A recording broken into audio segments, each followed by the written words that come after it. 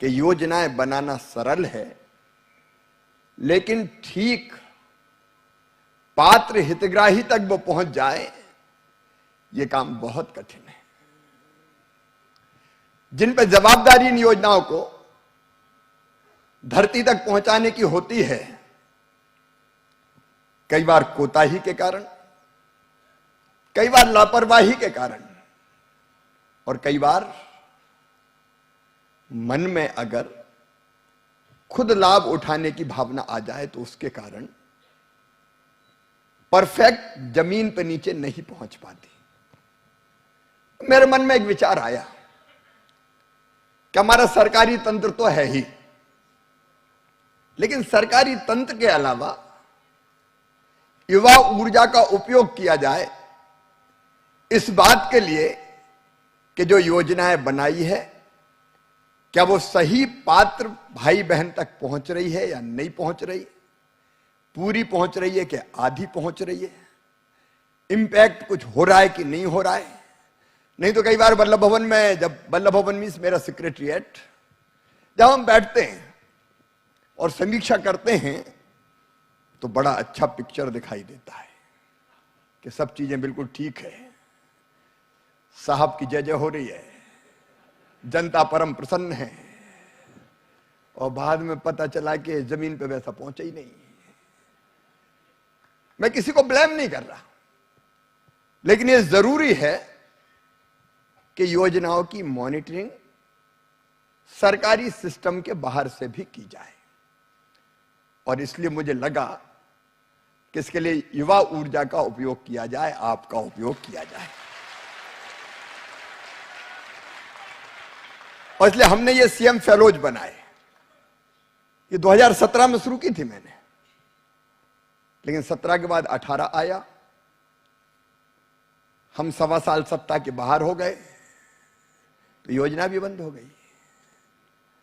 बाद में फिर कोविड आ गया, कोविड का पहला दौर, दूसरा दौर, लेकिन जैसे ही उससे फ्री हुए मुझे लगा कि अपने युवा भांजे भांजियों को, चयनित युवा भांजे भांजियों को फिर से इस काम में लगा दिया जाए। अब वो जमीन पे काम कर रहे हैं, वो मेरे आंख हैं, वो मेरे कान भी हैं, आंख कम कान ज्यादा, क्योंकि मिलना कम होता है।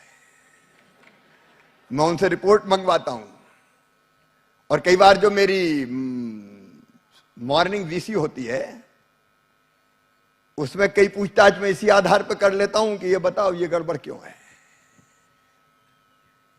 और कहीं जरूरत पड़ती तो कार्रवाई भी कर देता हूं। लेकिन इसका मतलब ये नहीं कि कोई इस भाव से ऐसी चीजें हमने ये योजना शुरू की है, इसलिए कि सही व्यक्ति तक निश्चित समय सीमा में बिना लिए दिए, बिना किसी कठिनाई के योजना का लाभ मिल जाए। और मैं मानता हूं कि 1 साल अभी पूरा हुआ है, इसमें ये योजना काफी सफल है, लेकिन अभी तो इसको और आगे ले जाना है, उस पर भी हम बाद में चर्चा करेंगे। बिल्कुल सर, ये शुरुआत है। और सर, युवाओं के विकास के लिए मध्य प्रदेश सरकार जो है हमेशा लगातार काम कर रही है और यूथ पॉलिसी को लेकर भी आ रही है, तो इसके पीछे क्या प्रेरणा है, ये जितने भी यहाँ युवा हैं ये जानना चाहेंगे। और युवाओं के विकास में इस योजना का जो योगदान है वो आप किस तरह से देखते हैं? मेरे प्रिय बेटा बेटियों, युवाओं के लिए एक ने अनेकों योजनाएं प्रारंभ से हमने बनाने की कोशिश की, और वो योजना ऐसी नहीं कि दफ्तर में बैठ के कुछ अधिकारियों के साथ हमने बना दी। व्यवहारिक जीवन में जो लोगों के कष्ट देखे, तकलीफें देखी, उन कष्ट और तकलीफों को देख के हमने योजना बनाई। मैं उदाहरण देना चाहूंगा लाडली लक्ष्मी का। बचपन से मैंने देखा मेरे गांव में कि मां भी बेटा और बेटी में भेद करती है, बेटे से ज्यादा लाड़ और बिटिया से कम प्यार। अब ये परिस्थिति अब बदल रही है, लेकिन मैं उस दौर की बात कर रहा हूं जब मैं बच्चा था। मन में दर्द होता था, पीड़ा होती थी। अरे मैंने तो ऐसे दृश्य देखे हैं कि बेटे का जन्म हुआ तो खुशियां मनाई गई, ढोल बजवाए गए, सक्षम हवाई फायर भी करते थे कि बेटा आया है। लेकिन बेटी ने अगर जन्म ले लिया तो मां का चेहरा उतर जाता था और सास तो अग्निमुखी हो जाती थी कि कहां से आ गई है। अब मैं तब से सोचता था कि बेटा और बेटी दोनों ने एक मां की कोख से जन्म लिया, तो बेटी के साथ ये भेद कैसा। मैंने अपने गांव में वो मार्मिक दृश्य भी देखे कि पति और पत्नी में झगड़ा हुआ तो पत्नी को पति ने बेहिचक थप्पड़, मुक्का या डंडे से पीट दिया, और अगर कोई बीच में आता था हस्तक्षेप करने तो पत्नी कह देती थी तुम काहे को बोल रहे हो, मेरा आदमी है, मुझे मारे चाहे पीटे। अब मुझे लगता था ये कैसी व्यवस्था है। उस दर्द में से कि बेटा बेटी बराबर माने जाने चाहिए, मैं एक सामाजिक कार्यक्रम में छोटा था तो मुख्य वक्ता नहीं आए तो मुझे खड़ा कर दिया कि तुम बोलो। तो मैंने कहा बेटी को आने दो, बेटी के बिना दुनिया नहीं चलती। तो एक बूढ़ी अम्मा खड़ी हो गई, बड़ी बात कर रहा है, बेटी को आने दो, बेटी को आने दो। बेटी आ गई और बड़ी होगी तो शादी में दहेज का इंतजाम क्या तू करवाएगा। तो मेरे मन में यह आया कि केवल भाषण देने से काम नहीं चलेगा शिवराज, कुछ करना पड़ेगा। और इसलिए मैं बताना चाहता हूं कि जब मैं मुख्यमंत्री नहीं था, केवल विधायक बना, तब मैंने बेटियों की शादी करना शुरू की जो निर्धन परिवारों से आती थी, अपने मित्रों के सहयोग से। सांसद के समय मेरा यह क्रम जारी रहा, और जब मैं मुख्यमंत्री बना तो मैंने ठान लिया कि मध्य प्रदेश की धरती पर बेटी को बोझ नहीं रहने देना है, वरदान बनाना है। और उसी में से जन्म लिया लाडली लक्ष्मी योजना में। कहानी बड़ी दिलचस्प है। हम मुख्यमंत्री बने, हमने अपने अफसर बुलाए और मैंने कहा कि ये एक ऐसी योजना बनाना है कि बेटी लखपति बन जाए। तो एक दूसरे का चेहरा देख के अफसर मुस्कुराए। फिर उनको लगा कि नया नया मुख्यमंत्री बना है तो कुछ दिन जोश दिखाएगा, बाद में अपने आप ठंडा हो जाएगा। बोले सर इम्पॉसिबल, कि कैसे होगा। लेकिन हमने चर्चा की और फिर हमारे अधिकारियों ने ही बनाई कि बेटी अगर पैदा होगी तो पैदा होती उसके माता पिता के नाम से, उसके नाम से उसके माता पिता के खाते में एक निश्चित राशि 30,000 उस समय तय हुई थी डालेंगे, और उसको पढ़ाई से जोड़ दी। 5वीं पास करके 6वीं में जाए तो 2,000, 8वीं पास करके 9वीं में जाए तो 4,000, 11वीं 12वीं में 6-6 हजार रुपये, और अब तो तय कर दिया कॉलेज में एडमिशन ले तो 12,500, और 18-21 साल की हो जाए तो 1 लाख सीधे। तो मेरा सपना था मध्य प्रदेश की धरती पर बेटी पैदा होगी तो लखपति पैदा होगी, और वो सपना सच हो गया। 43,30,000 लाडली लक्ष्मी बेटी। ऐसे ही मैंने देखा बच्चे कई स्कूल नहीं जाते थे, दूसरे गांव पढ़ने, विशेषकर बेटियां। मैंने कहा बेटी को भेजते क्यों नहीं हो, तो बोले दूसरे गांव पैदल कैसे जाए, रास्ते में डर लगता है बेटी दूसरे गांव जाए। उसमें से साइकिल देने की योजना निकल गई। फिर मेरे मन में आया, आप सबको बताते हुए मुझे गर्व है, बहुत लंबी बात नहीं करूंगा, कई बच्चे गरीबी के कारण, फीस ना भर पाने के कारण डॉक्टर और इंजीनियर नहीं बन पाते थे। हमने तय की मुख्यमंत्री मेधावी विद्यार्थी प्रोत्साहन योजना, और उस योजना में तय किया कि 75% अगर बोर्ड की परीक्षा में 12th में अगर बच्चे मार्क्स लेके आएगा तो मामा लैपटॉप दिलवाएगा, और उसके बाद उनका admission medical college, engineering college, IIT, IIM, law college, business management के किसी कोर्स में हुआ, प्राइवेट में हुआ, चाहे सरकारी में हुआ, तो फीस चाहे कितनी भी हो, 10 लाख, 20 लाख, 50 लाख, तो वो फीस उसके मम्मी पापा नहीं, मामा शिवराज सिंह चौहान भरवाएगा, प्रदेश की सरकार भरवाएगी। योजना बन गई। अभी हमने मुख्यमंत्री युवा उद्यमी योजना बना दी कि जो बच्चे अपना खुद का स्वरोजगार प्रारंभ करना चाहते हैं तो बैंक लोन देगा, लोन की गारंटी सरकार लेगी, इंटरेस्ट सब्सिडी देगी 1 लाख से 50 लाख रुपए तक। तो एक नहीं ऐसी कई योजना बनी, शिक्षा की, स्वास्थ्य की, खेलकूद की और रोजगार की। उनके विस्तार में मैं नहीं जा रहा, लेकिन यह योजना बनी, ऐसा नहीं कि नहीं बनी यूथ के लिए, लेकिन आज भी कई समस्या हमारे युवाओं के सामने है। तो हमने तय किया कि अभी भी हम काम कर रहे थे युवाओं के लिए, लेकिन अब एक फिर नए सिरे से वर्तमान चुनौतियों को समेटते हुए एक नई यूथ पॉलिसी बनाई जाएगी। और वो दिन हमने तय किया 12 जनवरी, स्वामी विवेकानंद जी का जन्मदिन ये वाला। लेकिन उस दिन हमारा 11-12 को ग्लोबल इन्वेस्टर समिट है, एनआरआई का हमारा सम्मेलन है 8, 9, 10 को इंदौर में, और 11 और 12 को है अपना ग्लोबल इन्वेस्टर समिट। तो 12 की रात में एक कार्यक्रम मैं करूंगा, लेकिन एक कार्यक्रम 13 को हमारे बच्चों का किया जाएगा। बड़ा विराट कार्यक्रम है वो, और उसी में यूथ पॉलिसी घोषित की जाएगी। यूथ पॉलिसी सरकार नहीं बनाएंगे, मामा नहीं बनाएगा, आपको बनानी है, आपका योगदान चाहिए। देखिए, आज मैं आपसे योगदान मांग रहा हूं, केवल यूथ पॉलिसी के लिए नहीं, सरकार की योजना जमीन पर नीचे ढंग से लागू करने के लिए आज मैं आपसे सहयोग मांग रहा हूं। यूथ पॉलिसी बनाने में यूथ पार्टिसिपेट करे। उसलिए कई सेमिनार होंगे, गोष्ठियां होगी, विचार आएंगे, कॉलेजेज में भी सुझाव लिए जाएंगे। मैं आप सबसे यह अपील करना चाहता हूं, यूथ पॉलिसी बनाने में अधिकतम युवाओं को इन्वॉल्व कीजिए। उनमें क्षमता, प्रतिभा, योग्यता सब है, और उनके जो सुझाव आएंगे उन पर विचार करके मध्य प्रदेश सरकार यूथ पॉलिसी बनाएगी। और उस यूथ पॉलिसी को न केवल हम जारी करेंगे, बल्कि उसमें जो प्रावधान होंगे उनको जमीन पर उतारेंगे, और जमीन पर उतारने में भी आपका सहयोग चाहिए। बोलिए, मिलेगा? बिल्कुल। और सर ने युवाओं को एक जिम्मेदारी दी है, आप सबको योगदान करना है।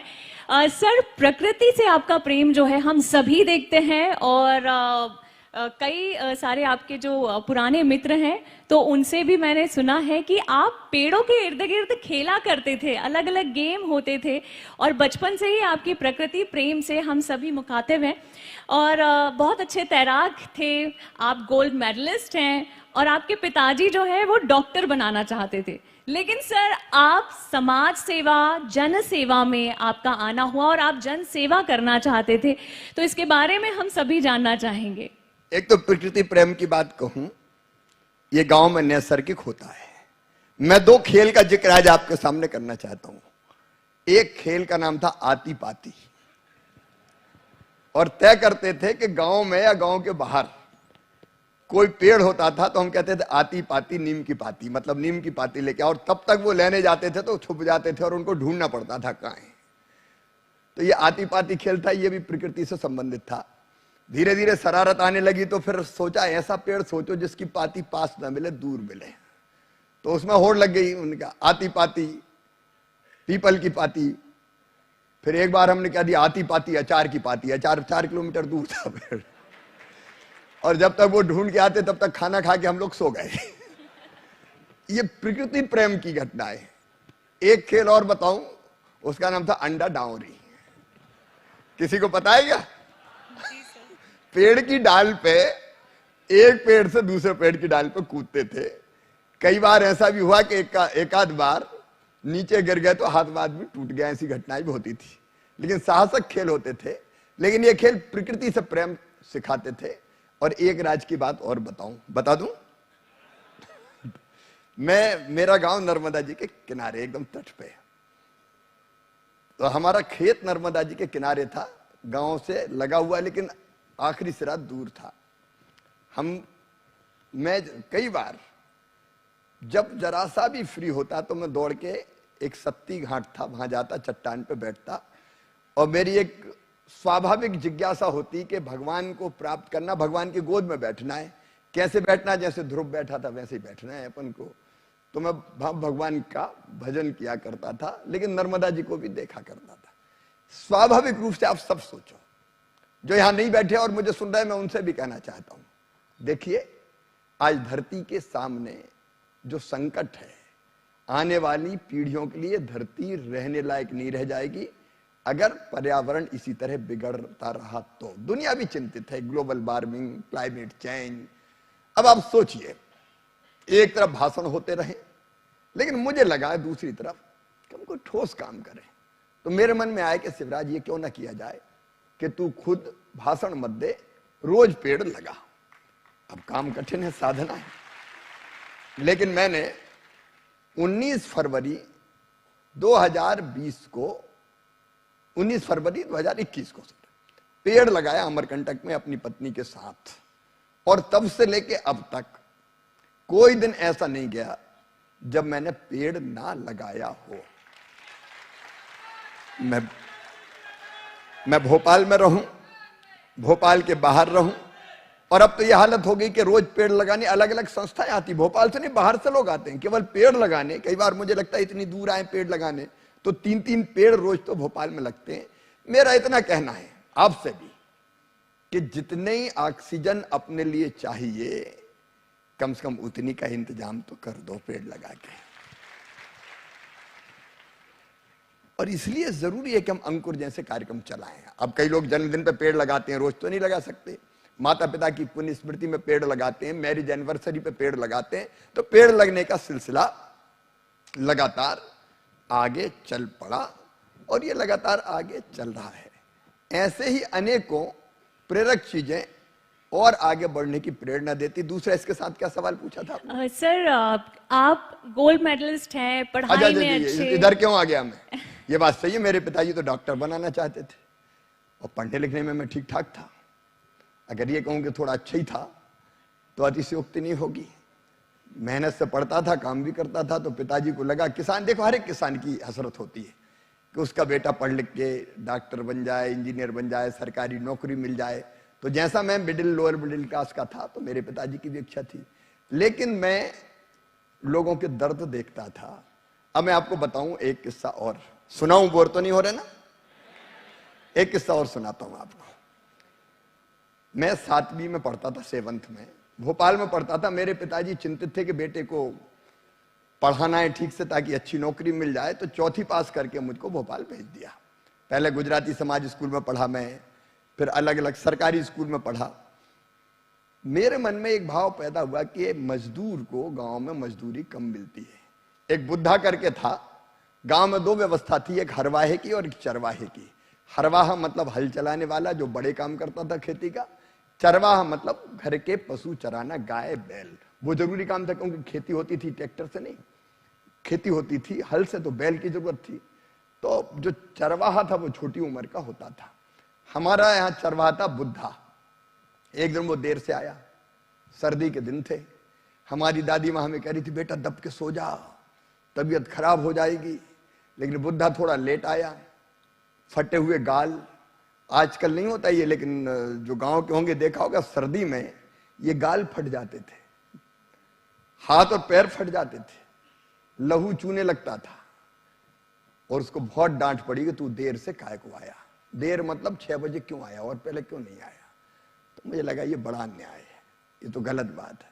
मन में ये बात आती रही कि कैसे करें विरोध। तब बहुत छोटा था, लेकिन जब मैं 7वीं में आया तो मुझे लगा कि गांव में जो किसानों के यहाँ मजदूरी करते हैं मजदूर, उनको मजदूरी ज्यादा मिलनी चाहिए। 2.5 पाई मिलती थी। 2.5 पाई का मतलब समझते हो? कोई नहीं समझते। पाई मतलब एक बर्तन रहता था, पैसा नहीं देते थे, अनाज देते थे, उसमें अनाज भरा और नाप के देते थे। तो मैंने कहा 2.5 पाई नहीं 5 पाई मिलनी चाहिए, बहुत कम है, और काम के घंटे तय होना चाहिए। सवेरे से आ जाते हैं और बाद में डांट खाते हैं। तो मैंने मजदूर गांव के मंदिर पे इकट्ठे किए। छोटा था तो कुछ आए कुछ नहीं आए, फिर भी मैंने कहा जितने आए 20-25, मैंने कहा कि देखो लड़ाई लड़नी चाहिए, तुम्हें 2.5 पाई मिलती है, 2.5 पाई में क्या होता है, 5 पाई तो मिलनी चाहिए, दिन भर मेहनत करते हो। तो उनका भैया ये हो कैसे सकता है, हो सकता है क्या? मैंने कहा हाँ, काम बंद कर दो, कौन से काम करवाएंगे, किसान आंदोलन करेंगे अपन। तो उन्होंने कहा भैया हो जाएगा। मैंने कहा हो जाएगा, कैसे करें? मैंने कहा जुलूस निकालते हैं। तो दूसरे दिन जुलूस तय हुआ। गांव में बिजली नहीं थी, पेट्रोमैक्स थे, वो मिट्टी का तेल भर के और मेंटल बांध के हवा भर के जलाते थे। तो बड़ी उत्साह से मजदूरों ने जलाया। एक मजदूर ने सर पे रखा और मेरे साथ साथ चले गांव की गलियों में। हमारा नेता शिवराज सिंह 2.5 पाई नहीं 5 पाई लेंगे, नहीं तो काम बंद करेंगे। जैसे ही जुलूस मेरे घर के दरवाजे पहुंचा, मेरे चाचा जी बड़े खतरनाक थे, वो लठ लेके दौड़े, अब मैं देता हूं तुम्हें 5 पाई मजदूरी। जैसे ही उनको आते हुए देखा, पेट्रोमैक्स फेंक के मजदूर तो भग गए। अरे मजदूर तो भग गए, लेकिन आंधी तूफान फंस गया और फिर क्या धुनाई हुई है मैं ही जानता हूं। मेरा वो आंदोलन में खत्म हो गया। मुझे वापस लौटना पड़ा। लेकिन मन में एक आग जलती रही कि नहीं करना है, और उसी आग ने तय किया कि डॉक्टर बन के कितनों का इलाज करेगा। रोज 10 का करेगा, 20 का करेगा, 25 का करेगा, 50 का करेगा। सेवा में जिंदगी लगा, बड़ा काम हो जाएगा। परहित सरिस धर्म नहीं भाई, बड़ा काम कर। और मन में फिर ये भाव पैदा हुआ तो मैं जुट गया। फिर तो इमरजेंसी का विरोध, तो जेल और पता नहीं कितनी कहानियां हैं, लेकिन तब से ये रास्ता पकड़ लिया तो यहां तक आ गया। बिल्कुल सर।